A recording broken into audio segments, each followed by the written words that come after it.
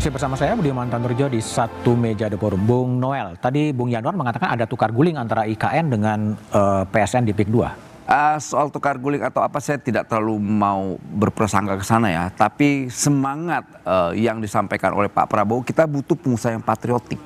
Pengusaha yang patriotik? Iya dong. Artinya kalian harus berkontribusi dong buat bangsa ini. Gitu loh. Nah kalau seandainya tidak punya jiwa patriotik, ya hari ini, kemarin tuh Pak Prabowo menyita 1,27 juta hektar tanah yang diselewengkan oleh pengusaha-pengusaha, khususnya pengusaha sawit.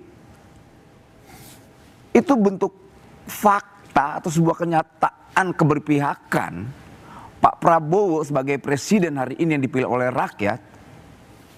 Negara itu benar-benar dihadirkan. Oke, negara bentuk hadir. kehadirannya kemarin itu perintahnya bongkar pagar laut itu. Karena itu melanggar kehendak rakyat. Dibongkar, nggak ada urusan. Jadi hari ini ya kita ujilah. Kalau mereka pengusaha-pengusaha ini punya jiwa patriotisme, silakan bangun tapi basisnya keberpihakan terhadap rakyat. Oke, jadi kalau ini nggak ada kaitan dengan keberlanjutan ya? Ya pasti berlanjut lah. Yang berlanjut apanya?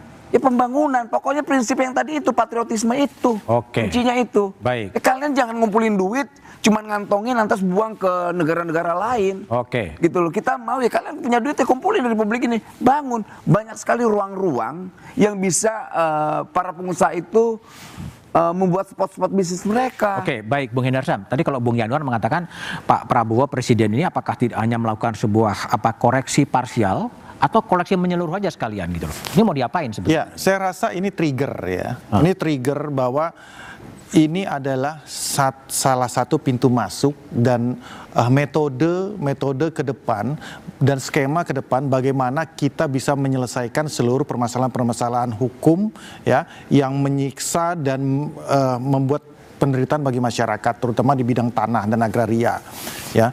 Ini bukan cuma kasus ini aja. Di Bekasi itu ternyata ya kan pagar lautnya itu lebih gede lagi, 500 hektar.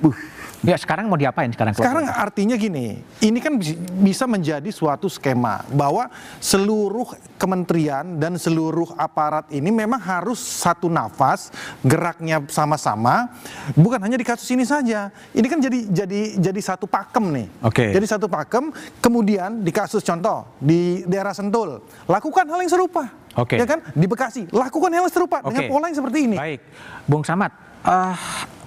Kita nggak makan waktu terlalu panjang ya, dari bawah kecil-kecil apa nggak perlu ada sebuah koreksi atau memang ada sebuah tim lintas sektoral yang menyelesaikan ini, mau diselesaikan ini gimana sebetulnya nih? Sebenarnya ini kan mudah ya, mudah, kalau menurut saya mudah. Tapi kita tinggal menunggu saja hari-hari berikutnya dan saya yakin mungkin akan dilakukan oleh Pak Prabowo. Sama keyakinan saya waktu dia memerintahkan aparat untuk membongkar pagar laut. Sebenarnya ini artinya mudah. KPK yang akan menyelesaikan? Ya, Pak Prabowo cukup sederhana, dia cukup bilang begini, hai penegak hukum, polisi, kejaksaan, dan KPK bekerjalah dengan cepat untuk menyelesaikan kasus-kasus hukum yang terjadi di proyek strategis nasional PIK 2. Itu. Kemudian yang kedua, dia mengingatkan kepada aparat penegak hukum bahwa hai aparat penegak hukum, kamu tidak boleh diintervensi, kamu tidak boleh tunduk oleh sebuah korporasi atau sebuah entitas yang selama ini secara individu mengatur negara dan mengatur presiden. Oke, baik. Yanuar, cukup dengan saran seperti Abraham Samad? Ya, kalau menurut saya dari sisi quick win itu sebetulnya Presiden Prabowo udah dapat. Sekarang pemangkasan untuk belanja negara yang 306T itu yang paling terkorbankan Kementerian PUPR. Dan halaman ini IKN. Nah sekarang kalau aguan CS gitu ya yang sudah investasi awal, kalau tidak ada ini pasti dia akan minta perlindungan ke presiden. Saya udah investasi, udah bangun hotel dan sebagainya. Kalau ini tidak berlanjut kan delay buat dia. Tapi dengan ada ini menurut saya dia sudah tidak ada lagi muka untuk ketemu presiden mengatakan itu. Jadi menurut saya hati-hati, memang kita punya presiden juga tipikalnya seperti ini. Jadi artinya ada soft powernya, ada intelijen, ini bacaan saya ya. Jadi kalau menurut saya dari sisi quick win itu udah dapat. Sekarang kemenangan publik yang diharapkan. Kemenangan publik yang diharapkan adalah koreksi besar kita tentang PSN.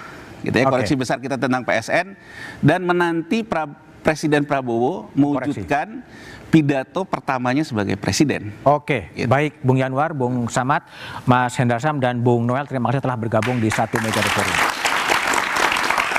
Butuh kejujuran dan niat baik dari pejabat untuk menyelesaikan misteri pagar laut. Penyangkalan demi penyangkalan